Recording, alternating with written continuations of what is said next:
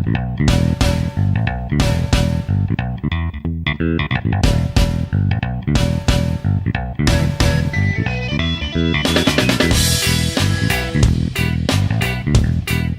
boys and girls, and welcome. It is the Carla and Crappy. I guess we're going to call this the national semifinal show. I think that's what we're doing here. Okay. There are lots of, bowl games. Well, we are solidly in the situation where there are wall-to-wall bowl games, but we are going to focus just on two of them. Me and Carla, who has escaped 140 inches of snow in Erie, Pennsylvania, to make her way back to Nashville. Hi, Carla. Hi, as of about like 20 minutes ago. Yeah, no, I just got off a plane and I'm here. And I was watching that, we were just talking before we started the show that this is really cool. I actually watched football on the plane. Thanks Southwest and your free live TV. Thank you, nice people at Southwest. Yeah. So that was fun. So I got to watch some football while we were coming down here, and the flight was delayed, so we didn't know if this was going to happen. But no, we didn't get all that snow. I was 25 miles south of Snowmageddon, thank God. And that's insane. Because Carla, if you guys don't know the geography, Corey is usually where most of the snow would fall. And for whatever reason, the snow stuck closer to the lake this time. So Erie, I think the last total I read was 65 or 66 inches. Yeah. And Carla, you got a half a foot or something like that? Yeah, we got like 6 to 8-ish. Like it really wasn't bad at all. And for people in northwestern Pennsylvania, that's nothing. That's nothing. No, in fact, we were laughing that we don't even plow driveways for 6 inches of snow. Nice. Like once you get above 6 inches, then you start thinking about getting the shovels out and the snowblowers out. But okay. Well, welcome back to SEC territory where it's a sunny and warm-ish. It's still cold. I know. It's still cold here. Like we left Pittsburgh. We flew out of Pittsburgh, and it was good seeing you last week too. I guess we should mention that we actually did have a CNC show reunion while I was home. Yes, we did. But we left Pittsburgh today. It was like 18 degrees ish. We landed in Nashville. It's 27 here. Balmy. Yeah. And palm tree swing. I guess. Yeah. Stop being, I moved south to escape all this stuff. That is how it goes. It has obviously been an eventful college football season so far. My alma mater won its bowl game. It did. Carla, your alma mater has a new head coach. They do, yes, which is exciting. It's the third head coach in school history, so we'll see if the Colonials can put something together next year. And then just bowl games and more bowl games. And I did an AJ. AJ was pretty much spot on for everything with he talked about with Purdue and Arizona last night. Yes. I almost made it to the end of that game. Almost. I didn't even try. I missed the last touchdown. I went to bed and Arizona was up, and I was like, Purdue's going to go down and score and win this game. And then they did. And then I was happy. In fact, as it stands right now, Michigan State's looking good, but as it stands right now, the Big Ten is 2-0 in bowl games. It looks Michigan State's looking good in their bowl game, so that's a nice thing in the Holiday Bowl in San Diego. But we have two big ones to talk about. So this will be we're just gonna do the national semifinals, and we will be back to talk about briefly about the title game once we figure out who that's going to be. But so let's get to these so you guys can you can join us on Monday as we overdose. I mean, don't move from the couch. Put some pork and sauerkraut in the crock pot.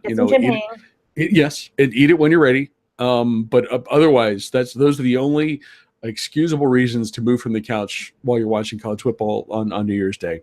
And the best reasons are these two games starting at 5 p.m. Eastern on New Year's Day.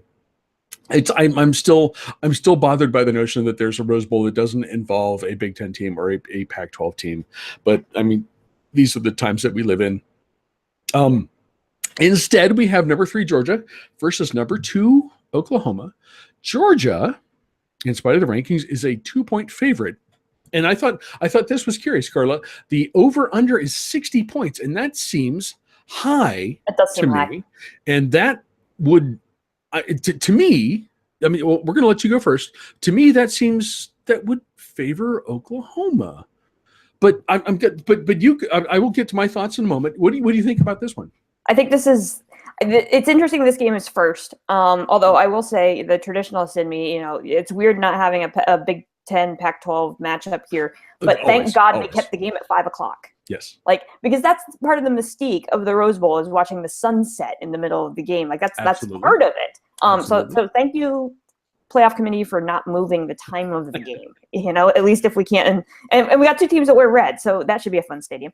But no, everything you said there is absolutely right. And I'm looking at this matchup on paper, and literally, this is the one that I still am not 100% sure who to pick in this game. It feels like two teams that it's a little bit of strength on strength a little bit here, but there's one big difference. Yes. If you look at all four playoff teams, one of these things is not like the other, right? You have Alabama at total defense number 2 in the country, Georgia at total defense at number 4 in the country, Clemson at total defense at number 6 in the country, Oklahoma total defense at number 58 in the country. Yes. And so you have to think that's going to play a role in this game. We've talked about how many weeks did we talk about this Oklahoma defense that we're just like, okay, it doesn't exist. Right. And this is a Georgia team that plays really, really well against weak defenses, I mean, and they were able to figure out the Auburn defense quite nicely in winning the SEC title game. And the other interesting thing here is, and it doesn't match up with what everything is showing with the line and all of that, but the Georgia offense doesn't have to rely on the arm of Jake Fromm here, because they have the running duo of Nick Chubb and Sony Michel. And then you had the wrinkle with the freshman, DeAndre Swift, who just kind of had a breakout moment against Auburn in the SEC title game, where he went through the middle of the line for 60-some yards for a score. So I like this Georgia offense against a slightly non-existent Oklahoma defense. Okay. The thing the wrinkle in the whole equation, I would be 100% behind Georgia looking at those two things. The wrinkle in the equation is Baker Mayfield. Mm-hmm. And whether or not this Georgia defense, which has been so good this year, number 4 in the country, and number 2 against the pass, which is key in this game, will they be able to slow down, the Baker Mayfield offense? I honestly, I really don't know who to pick in this game. What I'm looking in front of me says Georgia wins. Okay. But Baker Mayfield is Baker Mayfield. And how many times did he go out and win games that that we didn't think that, Oklahoma was going to win. Right. So I don't know. I have more friends that are Georgia fans. So I'm going to go with what I'm seeing on this paper and saying Georgia wins, even though if I had to do like one of those score predictor kind of things or like confidence predictor, I think my confidence predictor on this would be somewhere around 52%. It's not very good. But I think I like Georgia. Okay. You and I are going to talk about the exact same things, except we might have a different outcome. So okay. I'm looking at this and I'm thinking, defense wins championships. And then I'm thinking, well, okay, we're not playing this game for a championship. It's only semifinal. So I'm not sure how that's going to play into this. As you said, quite eloquently, the Bulldogs, especially in the second half of the season, their defense has been really impressive. I mean, they gave up 28 points to a lousy Missouri team, but that was earlier in the season. Well, Missouri. And no knock against cats Missouri. Crashing around behind me. If you, I don't know if you can see that or not. Hello, kitties. Okay. Well, and Missouri's no laughing stock anymore. They were the hottest team in the SEC there for a while. True. But when they played, and I don't know if that was late September, early October, that was not the case. That was not the case.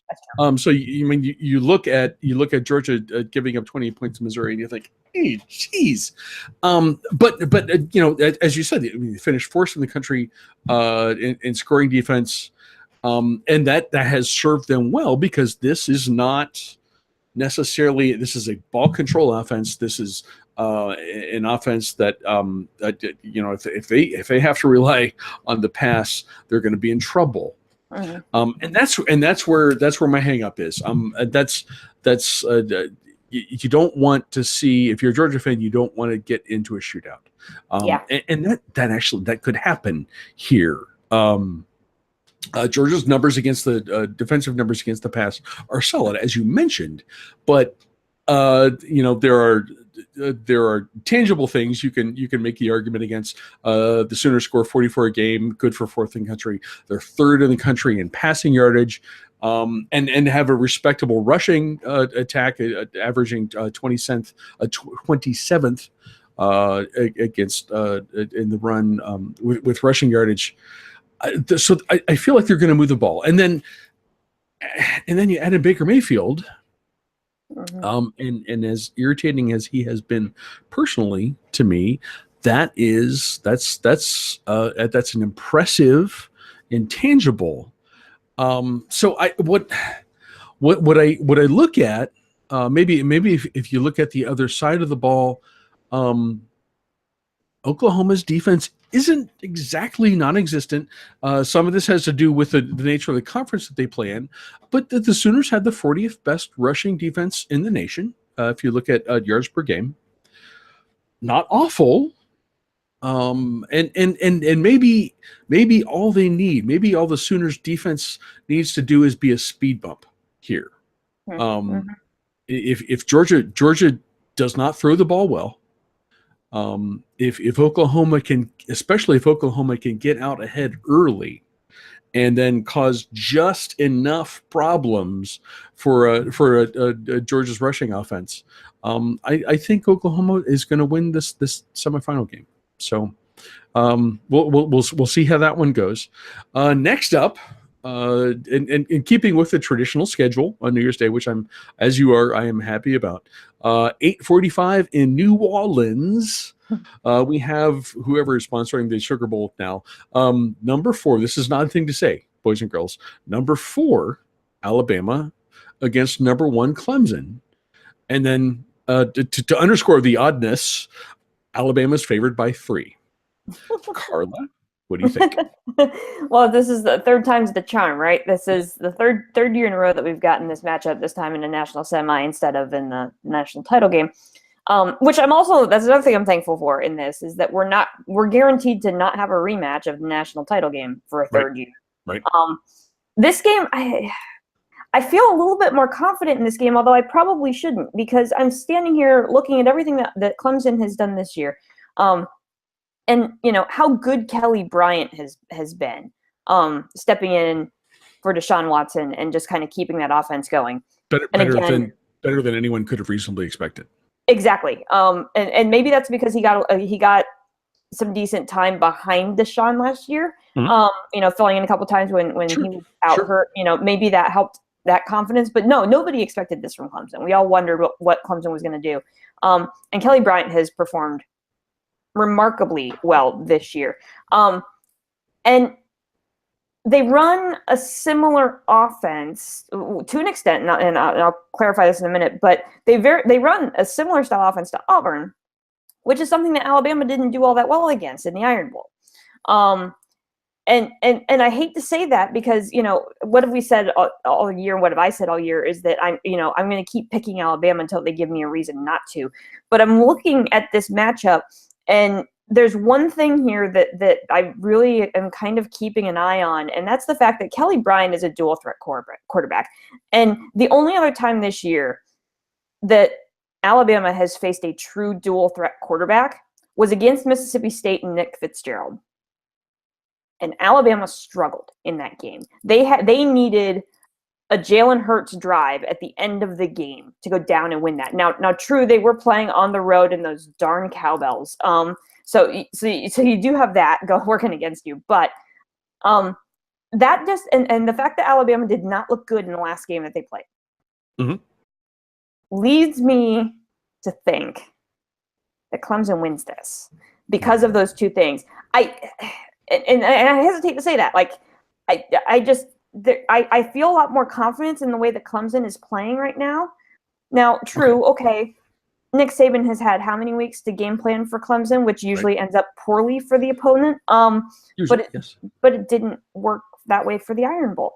I wonder if the Alabama offense is going to be able to keep up with what potentially could be a quick strike Clemson offense, because they've shown the capabilities of doing that during the year. And it's similar to what you just talked about with Clemson being tending to like to move quickly. Alabama, the exact opposite of that, ground and pound, and let's make this game last as long as possible. They're not the ones that are going to go get the big play. Jalen Hurts is not a big play quarterback. He's a good quarterback, but he's not a big play quarterback. Right. And I don't know. My gut is telling me that Clemson wins this game because I have not seen Alabama this year play to the level that we are used to seeing Alabama play against competition in the SEC that was not as good as what we're used to. That's my logic there. Okay. I could be totally wrong on this, but I'm going to go Clemson. Okay. And certainly that the late season matchup against Mercer might have helped Alabama get ready for this. Yeah, I'm not. Yeah, guys, I'm not going to let that go. Sorry, I'm not. However, I will say I have a few things. I have a few things to say. I have done exactly no research on this game. I'm not looking up any numbers. I don't think it especially matters that Clemson has proven that it's the real deal since they lost in at Syracuse in mid-October. And I absolutely am willing to grant you that Alabama hasn't looked that good, especially in the latter part of the season. Against opponents like, well, they looked okay against Mercer. But the loss against Auburn and other late season SEC matchups, it didn't feel like normal Alabama football. I care only that whether you like it or not, and I definitely don't. Nick Saban is the best coach in college football. And this is qualified right here. This is a total gut pick, boys and girls. This is all I'm going on. I'm certain that Coach Saban has been unhappy since he lost to Clemson in the playoffs last year.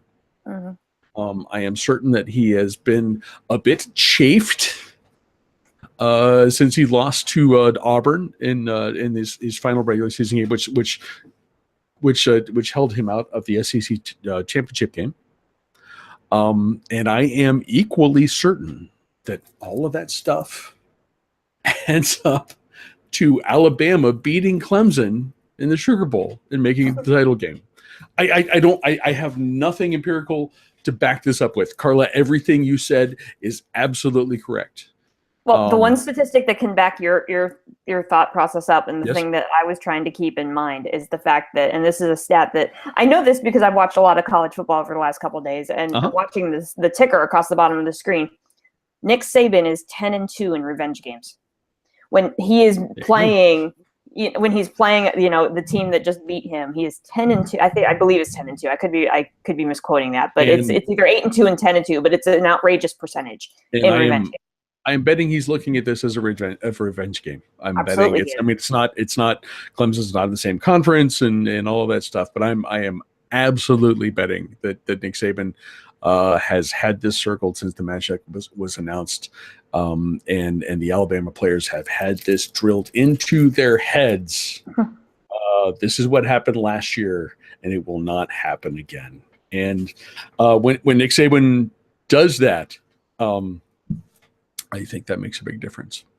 Guys, that's what we think is going to happen with the semifinal games. We will find out on New Year's Day, on Monday, just a few days from now, if you're watching this in context. And then we will be back sometime at a date to be determined to talk briefly about the championship game. Carla, enjoy this weekend. This is arguably, I mean, you've got championship weeks and you've got rivalry weekends. Rivalry weekends, yes. But man, this weekend I have cats everywhere. This weekend is tough to beat, right? It is. Yeah, no, we're looking forward to the Your Cotton Bowl, which we're taping this on Thursday night. Your Cotton Bowl is tomorrow night, and my Fiesta Bowl is on Saturday. Yes. So it's just a great time for college football, and the fact there's now that we're into the top 25 matchups, This is when it gets fun. I mean, we like to have fun with Bowlapalooza because some of those games can be ridiculous, but this is really the weekend when things. And there have been some ridiculous ones, but this is the weekend, boys and girls. Park yourself on the couch, enjoy it as much as we will, and then we will be back here next week to talk a little bit about the title game matchup. Carla, thank you. In a whole new year. In a whole new year. Happy Cheers, New Year. y'all. Cheers. Happy New Year. We will see you in 2018 and talk about some more college football. Carla, thank you. Yep. Thanks as always.